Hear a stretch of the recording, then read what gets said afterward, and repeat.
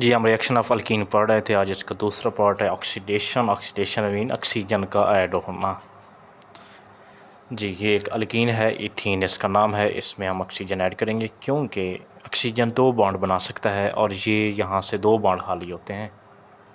एक एक बॉन्ड एक एक कार्बन पे अवेलेबल होगा जब ये बॉन्ड टूटेगा। सो हमें एक ऑक्सीजन एटम की ज़रूरत है।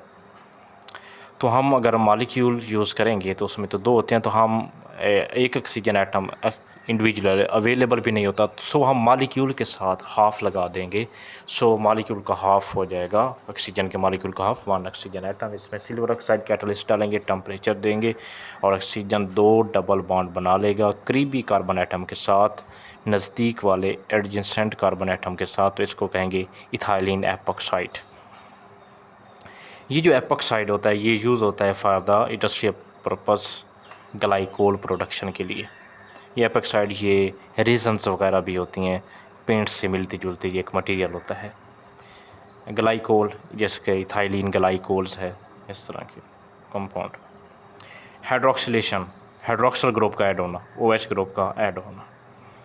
हाँ ये इथीन है, इसमें हम पोटाशियम परमैंगनेट इसका 1% अल्कलाइन सोल्यूशन बनाएंगे। मीन्स क्या कि इसके अंदर 1% किसी बेस का 1% वेट ओवर वॉल्यूम या वॉल्यूम और वेट किसी बेस का सोल्यूशन बना के उसके अंदर KMnO4 डालेंगे। KMnO4 एक सब्सटेंस होता है, सॉलिड फॉर्म में होता है। अब इस सोल्यूशन का जो कलर बनेगा वो पिंक रंग का होगा। ये एक रीजेंट तैयार हो जाएगा जिसको बेयर ने तैयार किया था, एक साइंटिस्ट था, तो इसका नाम बन गया बेयर रीजेंट्स, पिंक कलर का। इसकी प्रॉपर्टी ये है कि ये ऑक्सीडाइजिंग एजेंट है, ये खुद रिड्यूस होता है, अपने ऑक्सीजन को रिमूव कर देता है। जैसे आप देख रहे हैं कि MnO4 is converted into manganese dioxide MnO2, oxygen 2 यहाँ से निकल गए, तो ये ऑक्सीडाइजिंग एजेंट है। ये जब रिएक्ट करता है तो इसके नतीजे में क्या बनता है जी, 2 ऑक्सीजन यहाँ से निकलेंगे KMnO4 से और 2 हाइड्रोजन वाटर से आएंगे और ये 2 OH ग्रुप इथीन के साथ इंडिविजुअल बॉन्ड बना लेंगे और ये बनेगा विशनल ग्लाइकोल या इथाइलिन ग्लाइकोल और साथ पोटाशियम हाइड्रोक्साइड। और ये फिर हम बैलेंस करने के लिए इसको साथ मोल से इसके बैलेंस कर लेंगे। ये जो टेस्ट है ये भी यूज़ होता है फॉर द अनसैचुरेशन को चेक करने के लिए। किसी भी कंपाउंड की अनसैचुरेशन को चेक करने के लिए कि इसके डबल बॉन्ड और ट्रिपल बॉन्ड है या नहीं है। अब देखें इसका कलर है पिंक, अगर तो इसके अंदर अल्केन होता तो उसने तो इसके साथ बॉन्ड बनाना ही नहीं था, कोई OH ग्रुप अटैच ही नहीं होना था। सो इसका कलर वैसे का वैसा ही रहता। जब इसके अंदर आप कोई डबल बॉन्ड या ट्रिपल बॉन्ड वाला कंपाउंड डालेंगे तो ये उसके साथ रिएक्ट करेगा और इसका जो अपनी हैसियत है, अपना जो कलर है वो ख़त्म हो जाएगा। तो कलर लेस होना हमें ये बताएगा कि यहाँ कोई अनसैचुरेशन कंपाउंड था। तो ये टेस्ट है सैचुरेट और अनसैचुरेट को चेक करने के लिए। कंबस्चन देखते हैं, कंबस्चन बिल्कुल उसी तरह ऑक्सीजन ऐड होगी, कार्बन डाइऑक्साइड और वाटर के मॉलिक्यूल रिलीज़ होंगे। So that simply ozonolysis, ozone की मौजूदगी में कंपाउंड का टूटना। इथीन जो है ये टूटेगी, ओजोन के साथ बॉन्ड बनाएगी, मोलुसनोइड एक अनस्टेबल कंपाउंड बनेगा। ये फिर रीअरेंजमेंट इसकी होगी, एक बॉन्ड ऊपर शिफ्ट हो जाएगी, इस पेंटागोन स्ट्रक्चर बनेगा, ओजोनेट जिसको कहते हैं, ओजोनाइट। और ये फिर जो है ये यहाँ से वाटर इसके साथ जब मिलता है तो ये फॉर्मल्डिहाइड और हाइड्रोजन परऑक्साइड में कन्वर्ट हो जाएगा। हाइड्रोजन परऑक्साइड जिंक के साथ रिएक्ट करके जिंक ऑक्साइड और वाटर का मॉलिक्यूल दोबारा बनाएगी। ये जो प्रोसेस है ये यूज़ होता है to detect the position of the double bond, कि अल्कीन के अंदर डबल बॉन्ड किन कार्बन एटम के दरमियान है। ये कैसे पता चलेगा, जिन कार्बन एटम के दरमियान ऑक्सीजन का बॉन्ड बनेगा, जिस तरह ओजोनेट अनस्टेबल कंपाउंड में आप देख रहे हैं कि इन जहाँ डबल बॉन्ड था वहाँ ऑक्सीजन आके अटैच हो गया है। तो जहाँ आके ऑक्सीजन अटैच होगा और वो वहीं इससे पता चलेगा कि वहाँ डबल बॉन्ड मौजूद था। या फिर जब आप ऑक्सीजन को जिस बॉन्ड में से, जिन कार्बन एटम में से आप ऑक्सीजन को रिमूव करेंगे, इसका मतलब ये है कि वहीं डबल बॉन्ड मौजूद था। पॉलीमराइजेशन, बहुत से यूनिट्स का मिलना, पॉली मतलब मैनीस, मर्स मीन यूनिट्स, बहुत से यूनिट्स का आपस में मिलके बड़ा यूनिट बनाना, इस प्रोसेस को कहते हैं पॉलीमराइजेशन। और वो जो बड़ा यूनिट बनता है, लार्ज सब्सटेंस बनता है जिसमें सिमिलर यूनिट्स होते हैं लाखों हज़ारों की तादाद में, उसको कहते हैं पॉलीमर।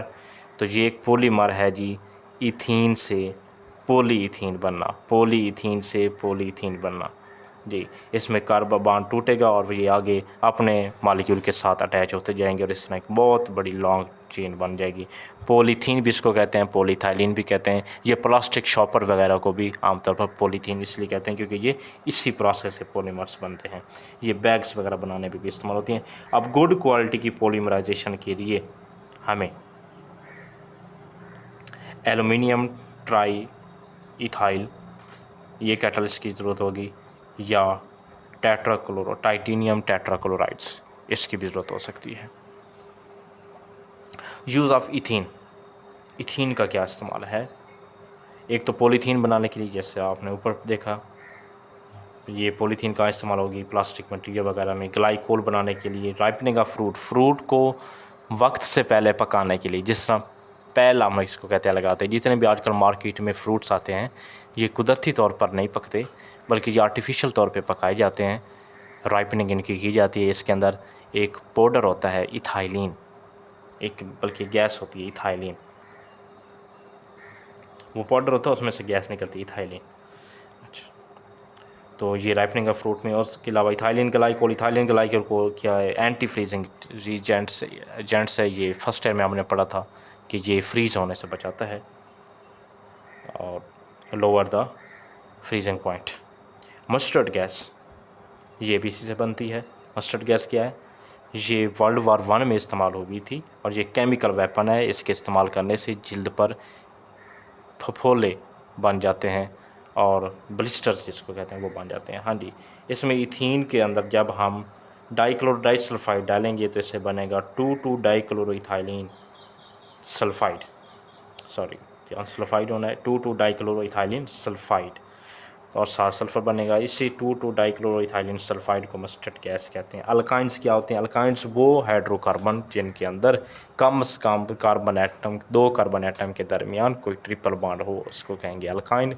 ये ट्रिपल बॉन्ड एक से ज़्यादा भी हो सकते हैं। अगर ओपन चेन है और उसके अंदर एक ट्रिपल बॉन्ड है तो उसका जो फार्मूला है वो है CnH2n-2 में जितने कार्बन होंगे उसको 2 के साथ मल्टीप्लाई करके उसमें से 2 को माइनस कर देना है। सो जिस तरह इथाइन का जो फार्मूला है वो बनेगा C2H2। तो ये इसका सिंपलेस्ट कंपाउंड है इथाइन। इसको एसिटाइलिन भी कहते हैं।